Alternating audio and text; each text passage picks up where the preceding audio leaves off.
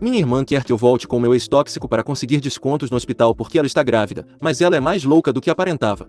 Para que saibam, tenho 26 anos, sou solteira, trabalho em tempo integral e só tento viver uma vida tranquila. Passei por um término bastante difícil há um ano e tenho feito todo o possível para encerrar esse capítulo. Mas recentemente minha irmã mais velha Maia, que tem 29 anos e está atualmente grávida de 7 meses, decidiu que era uma boa ideia bancar a casamenteira. Não qualquer casamenteira, mas ela tentou me juntar com meu ex-namorado tóxico tudo porque ela o encontrou no hospital onde ele trabalha. Ele tem 30 anos agora, e ficamos juntos por pouco mais de 2 anos. Ele é um médico, charmoso com a maioria das pessoas e um membro muito bom da sociedade, mas por trás das portas fechadas ele era uma pessoa completamente diferente, controlador, manipulador emocional e fazia tudo ser sobre ele. Se eu chorava ele dizia que eu era dramática, se eu não concordava com ele me fazia sentir culpada ou me dava o tratamento do silêncio por dias. Ele não me deixava usar as roupas que eu gostava porque tudo me fazia parecer uma vaca, segundo ele, até mesmo uma gola alta em pleno verão. Houve muitas outras coisas, mas acho que isso resume parte do que ele fez. Levei muito tempo para sair daquele relacionamento e ainda mais para me curar depois que terminou. Finalmente terminei com ele no ano passado quando percebi que estar sozinha era 1000 vezes melhor do que estar com alguém que me fazia sentir mal todos os dias. Eu o bloqueei em todos os lugares, apaguei o número dele e pedi amigos em comum que não me falassem sobre ele. Eu já tinha superado. As coisas iam bem até algumas semanas atrás quando Maia mencionou que tinha ido ao hospital para um check-up de rotina e encontrou Adam. Ela não sabia que ele trabalhava lá. Disse que ele foi muito amável, ofereceu-se para ajudá-la com qualquer coisa que ela precisasse e até lhe deu seu número caso ela precisasse de contato direto em caso de emergências. Durante os dias seguintes Maia continuou mencionando Adam em conversas casuais. Ela sabe muito bem o que eu vivi com ele e sabe que não quero que me contem coisas sobre ele, mas ela fazia comentários como: ele parecia diferente, ou ele foi muito educado e prestativo. Então, começou a ficar estranho. Ela disse coisas como: acho que ele ainda se importa. Talvez as pessoas mudem, sabe? Eu apenas disse a ela que não estava interessado em falar com ele e que ela também deveria manter distância, mas Maia tinha outros planos. Um dia de repente ela me disse que havia perguntado a Adam sobre alguns de seus sintomas de gravidez e ele lhe deu alguns conselhos. Depois ela me disse que ele havia se oferecido para ajudá-la com as consultas e garantir que ela recebesse o melhor atendimento através do hospital. Mas aqui vem a parte mais louca. Ela disse que se eu voltasse com Adam ela poderia economizar muito dinheiro em despesas médicas porque ele poderia mexer uns pauzinhos por ela. Não era minha inimiga, era minha própria irmã querendo que eu voltasse com um cara que me destruiu emocionalmente só para que ela pudesse conseguir um tratamento melhor no hospital enquanto estava grávida. E ela disse isso seriamente com uma expressão de que a ideia era a melhor do mundo e que eu estaria louca se não a aceitasse. Eu disse a ela que ele era manipulador e tóxico, e que nada do que ele dissesse ou fizesse agora mudaria isso. Mas para ela eu só tinha exagerado e ele não parecia um homem mau. Afinal, ela me disse que eu deveria dar outras oportunidades às pessoas porque elas podem mudar,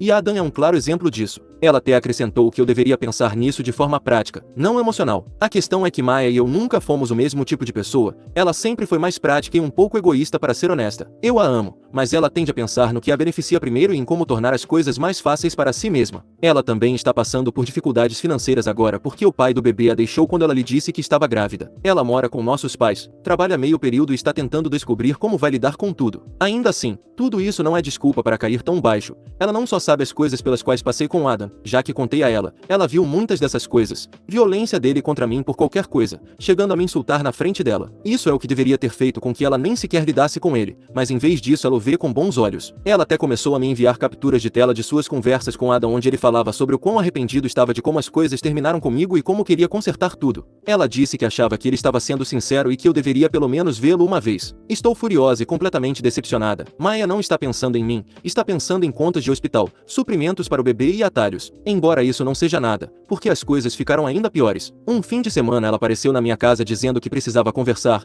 estava toda emocional por causa dos hormônios da gravidez e porque eu não estava dando ouvidos a essa ideia absurda. Ela só me dizia que tudo era tão difícil para ela sendo mãe solteira. Disse que Adam já a havia ajudado a conseguir uma consulta antes do que normalmente conseguiria e que ele até se ofereceu para ajudar a cobrir alguns custos de laboratório se ela precisasse. Então casualmente ela disse: imagine o quanto ele poderia fazer se vocês dois voltassem a ficar juntos. Eu disse a ela novamente de forma muito clara que não estava interessada, que Ada estava fora da minha vida por um motivo e que ela deveria parar de mencioná-lo. Ela ficou na defensiva, disse que eu estava sendo egoísta e que não tinha ideia do que era estar grávida, assustada e sem dinheiro. Eu disse a ela que ela tinha todo o direito de estar assustada e sem dinheiro, mas isso não lhe dava o direito de me pedir para arruinar minha vida novamente para seu benefício. Também lembrei a ela que por um tempo eu estive assustada quando estava com ele e não me lembro dela ter sacrificado nada por mim. E por último, disse a ela que deveria parar com isso ou também ficaria sem irmã. Isso a deixou em silêncio pelo menos por um tempo. Meus pais não me disseram nada, mas segundo uma das conversas com minha irmã, eles a repreenderam por todo o assunto. Disseram a ela que independentemente de Adam ter mudado ou não, era minha decisão querer estar com ele ou não,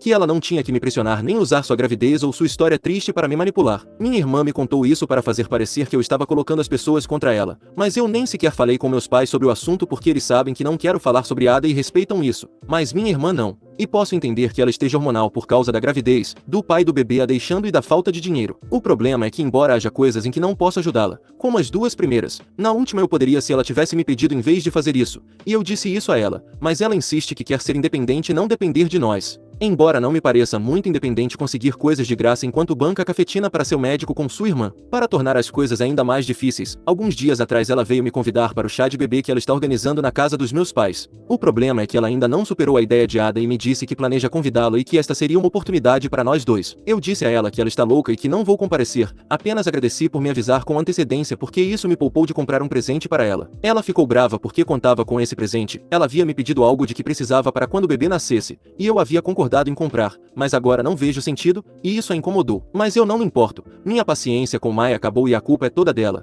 Ela teve muitas oportunidades para deixar o assunto de lado e se concentrar em outras coisas. Naquele dia eu poderia tê-la expulsado violentamente da minha casa, mas apenas tive pena porque ela está grávida. No entanto, mais tarde liguei para meus pais e perguntei se eles estavam deixando ela organizar a festa lá e se sabiam sobre Adam. Mas meus pais não sabiam de nada disso, muito menos sobre Adam. Pelo que me disseram, também não permitirão que ela faça nenhuma festa de chá de bebê lá, quer convide Adam ou não. Não sei o que ela tem em mente agora com relação à festa, ou se alguma vez houve uma festa marcada, ou se era algum tipo de encontro às cegas organizado por ela. Mas basicamente, terminei com Maia e não me importa em dar a ela sua independência completa para ser mãe solteira.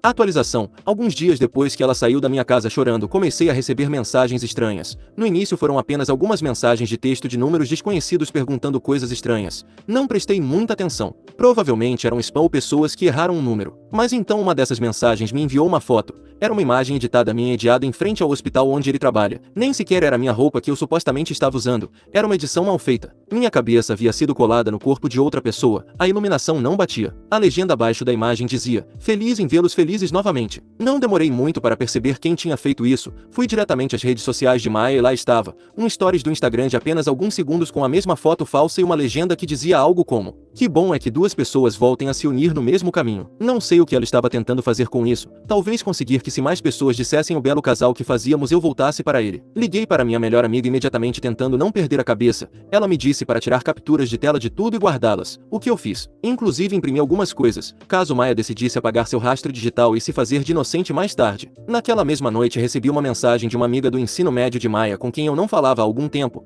Ela me disse que Maia havia contado a ela e alguns outros que eu finalmente tinha superado e dado outra chance a Adam. E que agora éramos todos uma grande família feliz. Inclusive disse que Maia viria morar comigo por um tempo para ajudar com o bebê depois que nascesse. Ela era uma pessoa que sabia da minha história com Adam, então foi sensato o suficiente para me ligar e contar tudo. Liguei para meus pais para conversar com eles. Não é como se eles se importassem muito com redes sociais, e é provável que não ficassem sabendo de nada dessas coisas que Maia fazia na internet. Meu pai disse que ia mudar a senha do Wi-Fi de casa, se descobrisse como fazê-lo, mas eu disse que não era necessário, que os telefones têm internet. Sim, sei que meus pais não são muito bons com tecnologia, mas acho fofo que queiram ajudar de alguma forma.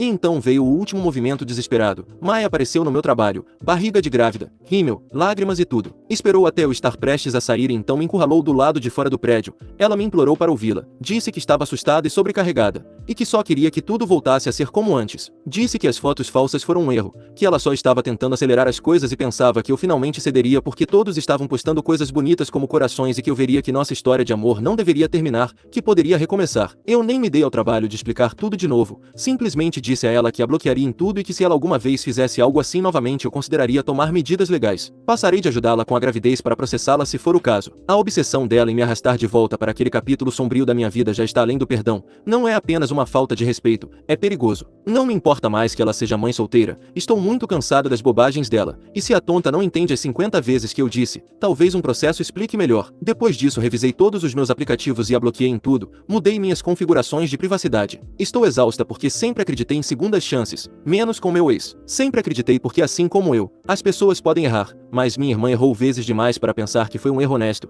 Isso eu realmente não posso perdoar. O que mais me incomoda é que meu ex também está roubando minha irmã de mim, embora não seja inteiramente culpa dele. Meus pais conversaram com ela, minha mãe me ligou hoje e disseram que é hora de ela parar de me incomodar, ou poderá continuar fazendo isso, mas fora da casa deles. Aprecio o apoio dos meus pais, especialmente quando há uma briga entre irmãs e é difícil ficar entre nós duas, mas o bom senso prevaleceu neles, e eu gosto disso. De qualquer forma, obrigada por ler. Provavelmente vou dar um tempo de tudo isso agora. Tenho escrito muito muito ultimamente, entre escrever minhas publicações e responder comentários.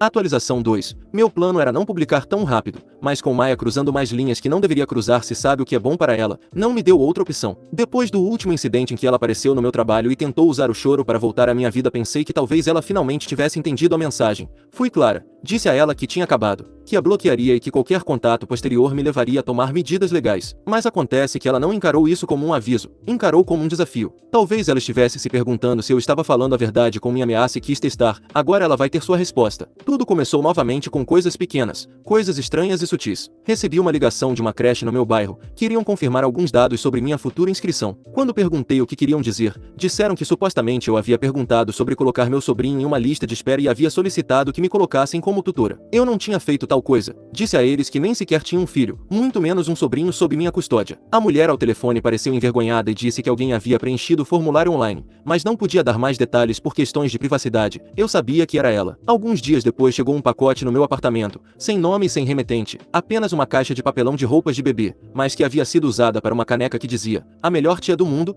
e um porta-retratos. O porta-retratos tinha uma foto de banco de imagens, mas na parte de trás havia um bilhete dobrado escrito à mão por Maia, dizia algo como, você vai precisar quando o bebê nascer. O que realmente me levou ao limite, no entanto, aconteceu esta manhã. Recebi uma ligação do Departamento de Recursos Humanos. Era uma queixa formal. Alguém havia contatado a empresa dizendo que eu estava assediando uma mulher grávida vulnerável e ameaçando sua segurança e a segurança de seu bebê não nascido. Não disseram quem havia apresentado, mas não era necessário saber qual grávida louca estava por trás disso. Não é como se eu tivesse um grupo de grávidas que me odeiam. Só há uma, e bastante desequilibrada. A queixa incluía coisas completamente inventadas, dizendo que eu tinha ido ao apartamento de Maia no meio da noite, gritado em público e até fiz ameaças sobre o bebê. Nada disso havia acontecido porque Maia não tinha seu próprio apartamento, ela ainda mora com meus pais. Felizmente o Recursos Humanos está lidando com isso com cuidado e de forma privada. Me pediram para escrever uma resposta formal e fornecer qualquer documentação que eu tenha, o que já comecei a fazer. Dei a eles as capturas de tela, as fotos da caixa que ela enviou e até mesmo o assunto da creche. Odeio ter que passar por tudo isso só para provar que não sou uma maluca,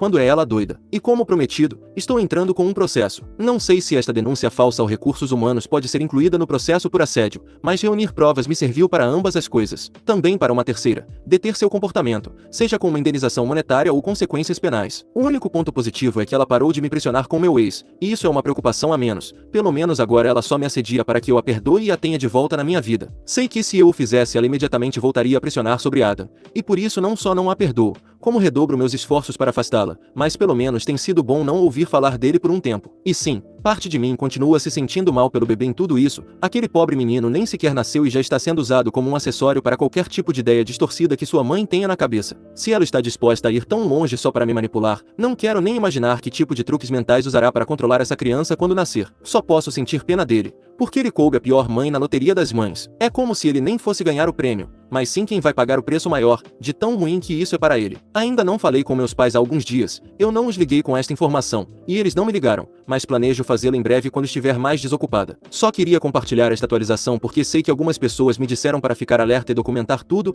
elas tinham razão. Não pensei que chegaria tão longe, mas aqui estamos. Obrigada pelos conselhos, estou fazendo o que posso para me proteger e continuarei fazendo, não importa o que ela tente depois.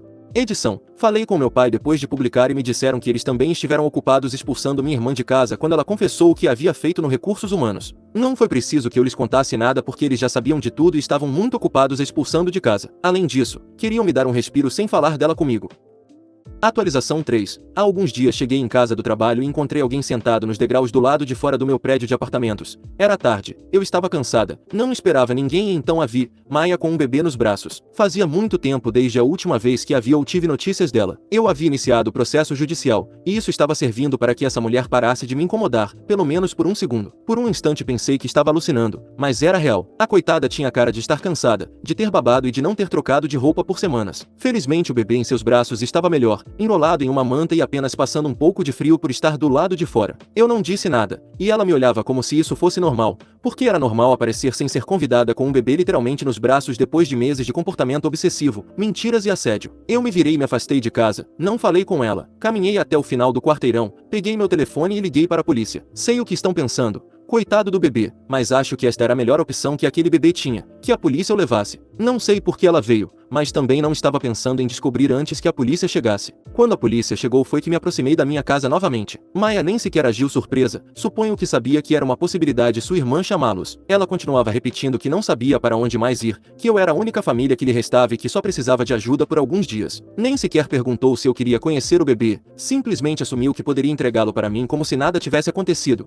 como se estivesse esperando por este momento, como se ainda fossemos irmãs. Contei tudo à polícia, tudo, enquanto ela falava com outro policial sobre o caso dela e alguém cuidava do bebê. Não ouvi a maior parte, mas em um momento a vi chorando e dizendo que eu estava virando as costas para o meu próprio sangue. Eventualmente chamaram os serviços de proteção à infância, creio eu, e a levaram para algum lugar. Não sei para onde, não quero saber. Tudo que sei é que ela não está mais na minha casa, não tem acesso a mim e o bebê está seguro. Porque deixem-me ser clara, ela não estava bem, não estava estável. Aquele bebê não deveria ter estado sozinho com ela. Eu vi nos olhos dela, vi na forma como ela falava. Você não quer que sua mãe pareça assim ou haja assim. Você não quer que ninguém esteja perto de um bebê no estado da minha irmã. Não sei se ela queria me entregar o bebê dela. Não sei se queria que eu cuidasse deles ou fizesse alguma outra loucura. Mas mesmo agora, sei que não o teria feito. Falei com meus pais e eles disseram que tentariam descobrir para onde tinham levado o bebê da minha irmã. Não sei o que vai acontecer com ela agora. Não sei se receberá ajuda. Não sei onde esse bebê vai parar. Mas pelo menos meus pais conseguiram descobrir que ele está bem. Não sinto pena dela e não estou retirando o processo. Inclusive, estamos adicionando este evento como parte dos motivos do processo. Estou apresentando queixa. Estou solicitando uma ordem de restrição. Meus pais não sabem o que acontecerá com ela porque ela está enfrentando acusações por seu assédio e por colocar um bebê em risco. Ao que parece, fazia 2 dias que ela estava dormindo na rua porque foi despejada do apartamento que havia conseguido. Não se sabe nada do pai porque ela não quis dizer, e também não acho que ele queira assumir a responsabilidade. Tudo é muito recente ainda para lhes dar informações definitivas, mas não vou deixá-los aqui com metade da história quando sei que ainda há coisas pendentes. É provável que eu volte com alguma atualização, mas não prometo que seja em breve. Quero deixar tudo isso assentar bem para ter respostas. Edição: o bebê está bem, está com meus pais, então não se preocupem. Atualização 4. Começarei falando sobre o bebê da minha irmã. Ele está morando com meus pais que decidiram cuidar dele. A justiça encontrou o pai, mas este não quis assumir a responsabilidade. Meus pais decidiram fazê-lo porque consideram que deixá-lo no sistema será muito ruim para seu neto. Sei que houve especulações de que o bebê não era filho do suposto pai. Por isso ele não queria assumir, mas um teste de paternidade demonstrou que ele é o verdadeiro pai. Como consequência, e para ajudar meus pais, ele deverá pagar pensão alimentícia aos meus pais pela criança. O caso da minha irmã é um pouco mais complicado, a ponto de ela ter sido presa, mas não pelo que fez naquela noite comigo antes de aparecer na minha casa, mas porque havia muitas outras coisas que eu não soube até muito tempo depois. Para isso, tenho que retroceder ao momento em que meu relacionamento com ela foi cortado. Ela não só havia parado de falar do meu ex porque eu lhe disse que a bloquearia de todos os lados, mas por outras coisas que estavam acontecendo por trás. Mai havia chegado a outra solução com Adam, tentava consertar as coisas comigo dormindo com ele em troca de obter o mesmo que queria obter se eu voltasse com Adam. E eles fizeram isso por um tempo até que Adam percebeu o terrível erro que era dormir com uma paciente e terminou tudo, mas não sem antes receber toda a obsessão da minha irmã por ele. Ela o denunciou no hospital onde ele trabalha e conseguiu que o demitissem e até que perdesse a licença. Mas se você pensa que pelo menos a louca da minha irmã se concentrou em alguém que merecia, espere porque ainda mais. Naquela noite pensando que o recuperaria ou algo assim,